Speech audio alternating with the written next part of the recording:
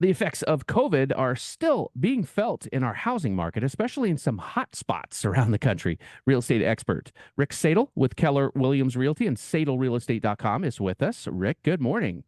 Hey, good morning.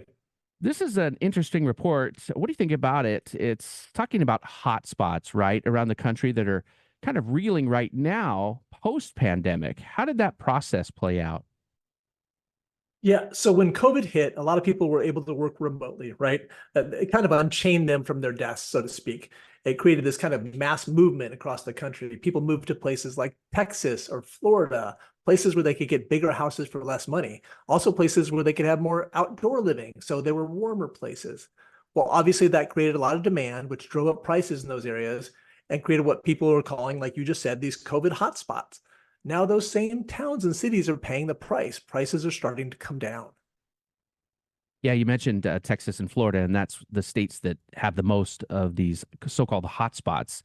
Are they also dealing with natural disasters playing a role as well post COVID?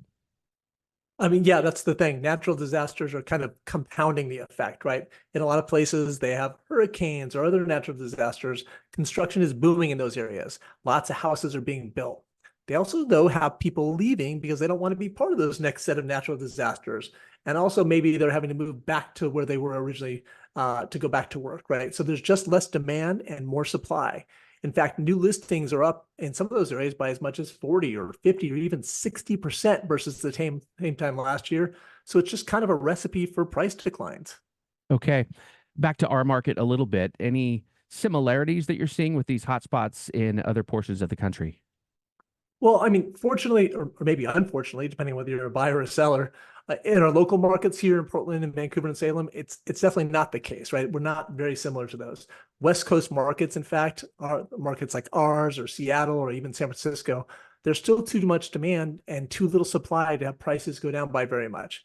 Inventory is up a little bit versus last year, but prices are still basically just flat here. It's probably going to continue that way for the foreseeable future, at least until the Fed lowers the interest rates, and then prices will probably go up again. Midsummer, what is the inventory situation in Portland, let's say? We still just hover right around the same point. Right now, I think we're at 2.3 months of inventory, meaning if we stop taking any new listings today, we would sell everything on the market in about 2.3 months. That is just still dead center of a seller's market. So we just continue to be right there where we've been for the past, I don't know, 3, 5 years. Okay, awesome stuff on hotspots. Rick, thanks again. Yeah, thanks. That is Rick Sadle, real estate expert with Keller Williams Realty and SadleRealEstate.com.